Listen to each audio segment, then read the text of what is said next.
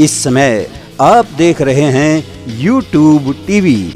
Madam, वैसे तो Bharatiya Janata party का इस समय देश पर शासन है, लेकिन हमारे देश की मुख्य विपक्षी पार्टी है कांग्रेस। कांग्रेस के वर्तमान में जो सर्वे सर्वा हैं श्री राहुल गांधी जी, तो आपके चेहरे पर मैं कई लोगों को जब कहता हूँ भी राहुल गांधी जी के व्यक्तित्व पर मैं आपकी टिप्पणी चाहता हूँ, तो कई लोग तो मुझे कह देते हैं मन जी आप इस विषय को छोड़ दो, किसी और विषय पे बात करो। मैं चाहूँगा आप क्या कहना चाहेंगे इस पर? मुझे हंसी इसलिए आई कि अभी उत्तराखंड में मेरी बिटिया गई हुई थी, तो एयरपोर्ट पे वो कहीं पर एक छोटा सा पतला सा उछलता हुआ सा एक बंदरनुमा आदमी कहीं पर जा रहा था, तो पता चला कि आज जो है राहुल जी की रैली है। तो किसी ने उनको बताया मेरी बिटिया को कि ये राहुल जी है, तो वो स्टन्ड हो गई और उसने मुझसे फ़ोन पे ये बात कहा कि मम्मा मैं सोच नहीं सकती थी कि इतना वाकई पप्पू होगा वो। तो अगर लोग कहते हैं उनकी पर्सनैलिटी को देख करके पप्पू, तो जब वो इतनी यंग लड़की ये बात कहती है तो कहीं ना कहीं तो उसमें सच्चाई होगी। यहाँ पर उत्तर प्रदेश में प्रियंका गांधी कह रही है कि मैं अगला मुख्यमंत्री बनूंगी या मैं मुख्यमंत्री बनाऊंगी, हमारा ही आने वाले समय में शासन होगा। तो आप तो उत्तर प्रदेश में काफ़ी सक्रिय हैं, तो हमारे इस कार्यक्रम के माध्यम से मैं दर्शकों तक आपके विचार पहुंचाना चाहूँगा प्रियंका गांधी को लेकर। प्रियंका गांधी जी खूबसूरत जरूर है जी। उनकी खूबसूरती को ही देखकर लोगों ने कहा कि वो नेक्स्ट इंदिरा गांधी इस भारत देश में बनेंगी, लेकिन जब उनकी बुद्धि को देखा तो उस बुद्धि को इंदिरा गांधी अगर अर्श थी तो वो फर्श है। उनके पास बुद्धि नाम की कोई चीज़ नहीं है, और राजनीतिक में बुद्धि बहुत ज़रूरी होती है। यानी कि आपका कहना है कि प्रियंका गांधी राजनीतिक दूरदर्शिता के तौर पर वो शून्य है, इनएक्सपीरियंस्ड है। उनको ये नहीं मालूम कि किस तरीके से धैर्य के साथ राजनीति बड़ी धैर्य के साथ, इसमें तो जितना कहते हैं ना कि जितना उम्र आती है, जितना एक्सपीरियंस आता है, उतना ही राजनीति और राजनीतिक व्यक्तित्व में निखार आता है।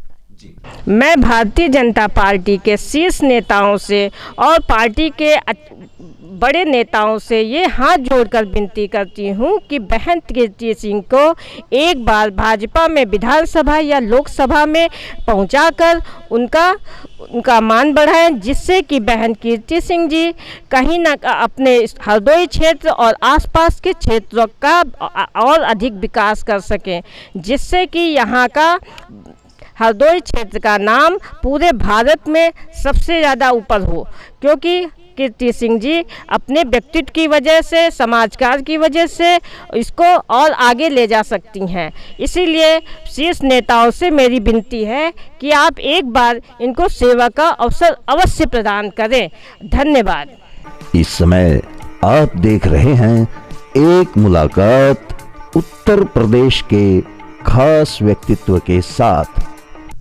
चलिए कीर्ति जी, हम वापिस अपने हरदोई पर आते हैं। मैं हमारे इस कार्यक्रम के माध्यम से चाहूँगा कि हरदोई को लेकर के और आसपास के इलाके को लेकर के आपका क्या सपना है? आप क्या सोचती हैं कि हरदोई कैसा हो, यहाँ के लोगों का जीवन स्तर कैसा हो, यहाँ की महिलाओं का जीवन स्तर कैसा हो, यहाँ के जो बच्चे हैं, बुजुर्ग हैं, क्या आपने सपना संजोया है? क्योंकि आप टिकट की दावेदारी कर रहे हैं, कल को यदि आपको टिकट मिल जाए तो मैं चाहूँगा इस कार्यक्रम के माध्यम से आप अपने उस सपने का जिक्र करें, अपने उन भावों का जिक्र करें, अपनी उस बात को आप हमारे कार्यक्रम के माध्यम से आम जनमानस तक पहुंचाने का प्रयास करें। मैं तो चाहती हूं कि जो हमारी हरदोई की सड़कें हैं वो बिल्कुल ऐसी हों कि वहाँ पर लगे हमें कि हम एक क्लास सिटी में घूम रहे हैं। जैसे कहते हैं ना, अभी तो इसको बेचारी को सी या डी क्लास भी पता नहीं बोलें कि ना बोलें, क्योंकि यहाँ तो जैसे ही बारिश होती है तो ये तालाब बन जाता है।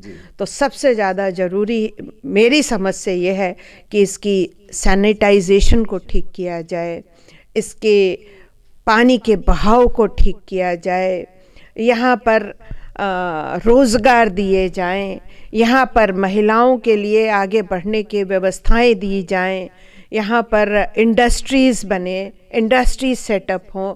योगी जी ने तो एक बहुत बड़ा काम किया है कि यहाँ पर एक मेडिकल कॉलेज दे दिया है, लेकिन साथ साथ यहाँ पर इंजीनियरिंग के भी कॉलेजेस होने चाहिए, यहाँ पर रोज़गार परक इंडस्ट्रीज़ होनी चाहिए। क्योंकि मैंने अभी इतने सालों में, मेरी 80 में शादी हो गई थी और 80 से मैं यहाँ आई हूँ, तो मैं देखती हूँ कि यहाँ का ज़्यादातर जो युवा है वो सड़कों पर खाली घूमा करता है।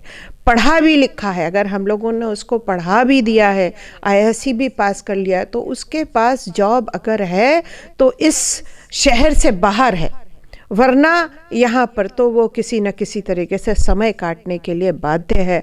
यहाँ मेरे बल्कि मैं तो कई बार आश्चर्यचकित रहती हूँ कि यहाँ पर जब आते हैं बच्चे पढ़ने तो उनके बाबा दादी उनकी पढ़ाई की व्यवस्था करते हैं और उनका पैसा, उनकी फ़ीस देते हैं। यहाँ के लड़कों के पास इतना भी रोज़गार नहीं है और हर तरह से, चाहे वो पैसे का मामला हो, चाहे वो मानसिकता के मामला हो, चाहे वो, यहाँ पर बहुत ही पिछड़ापन है।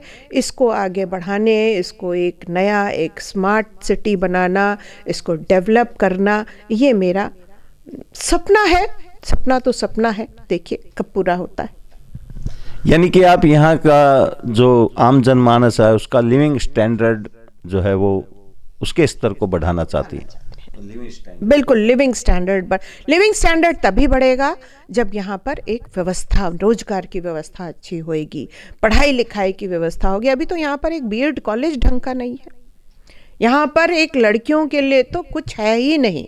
अब मेडिकल कॉलेज खुला है तो हो सकता है नर्सिंग की कॉलेजेस खुल जाएं, हो सकता है, अभी वो भी नहीं है कुछ। यहाँ रोजगार के नाम पे सिवाय एक प्राइवेट स्कूल में पढ़ाने के और कोई रोजगार की यहाँ व्यवस्था नहीं है। आप खुद सोच लीजिए कि कितनी सोचनीय व्यवस्था है। जी कीर्ति जी, चलते चलते मैं चाहूँगा एक बार फिर से, क्योंकि मैंने यहाँ जो सर्वे किया है, मैं लोगों से मिला हूँ, तो मुझे भी, मेरे मन के भी ये भाव हैं कि आपको एक अवसर तो मिलना चाहिए। मैं चाहूँगा हमारे इस कार्यक्रम के माध्यम से आप हमारे सीधे देश के जो प्रथम सेवक हैं माननीय श्री नरेंद्र मोदी जी, उन तक अपनी बात पहुंचाएं। मैं पूरा प्रयास करूंगा कि आपके भाव वहां तक अवश्य पहुंचे। मैं माननीय प्रधानमंत्री जी से प्रार्थना करूंगी कि हम जैसी पढ़ी लिखी महिलाओं को भी अवसर दें कि हम लोग भी देश की सेवा में अपनी भागीदारी दें, क्योंकि वी आर गुड मैनेजर्स। हम लोग घर पे भी बहुत अच्छा मैनेजमेंट करते हैं। हम लोग को जो भी काम, अब जैसे देखिए 2 इंस्टीट्यूशन चलाए तो उसमें भी मेरा मैनेजमेंट आप देखिए। तो इसी तरीके से अगर हरदोई में भी मुझे कुछ अवसर दिया जाए तो एक सुंदर मैनेजमेंट करके मैं इस शहर को अपने सपनों का साकार स्वरूप बनाऊंगी। जी, यहाँ की सभी महिलाएं सशक्त रूप से मैडम को जो है सशक्त नारी के रूप में जो है स्वीकार करती हैं, मानती हैं। एक उदाहरण के रूप में, एक अच्छे उदाहरण के रूप में मैडम को देखा जाता है। मैं भारतीय जनता पार्टी से करबद्ध निवेदन करती हूँ कि वो मैडम को जो है चुनाव लड़ने का मौका दें, जिससे जो है समस्त नारियाँ, समस्त महिलाएं जो कि मैडम को एक अपने आदर्श के रूप में मानती हैं, उनके लिए एक शक्ति स्रोत है। उनको और हमारे हरदोई जनपद को और हमारे देश को एक विकास करने का मौका मिलेगा। धन्यवाद। जय हिंद, जय भारत। इस समय आप देख रहे हैं एक मुलाकात उत्तर प्रदेश के खास व्यक्तित्व के साथ। कीर्ति जी, मैं देख रहा था जब मैं आया तो यहाँ पर आपने 3-4 मीटिंगें अटेंड की, काफ़ी लोग आए हुए थे और इस बहुमूल्य समय में से समय मुझे दिया, अपनी बात को हमारे दर्शकों तक पहुँचाया। इसके लिए YouTube TV आपका बहुत बहुत आभारी है। आपका बहुत बहुत धन्यवाद। मैं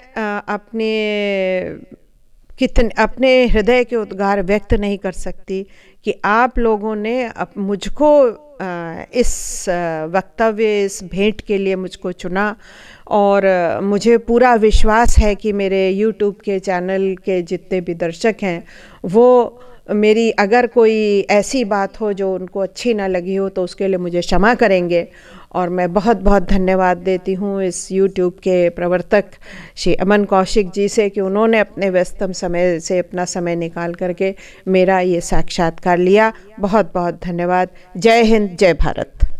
तो ये थी श्रीमती कीर्ति सिंह जी, जो हरदोई में स्कूल और कॉलेज का संचालन करती हैं, और इनके पूर्वजों ने यहाँ पर जो शिक्षा के क्षेत्र में पौधारोपण किया था, उस पौधे को इन्होंने आज बखूबी से एक वट वृक्ष का स्वरूप दे दिया है।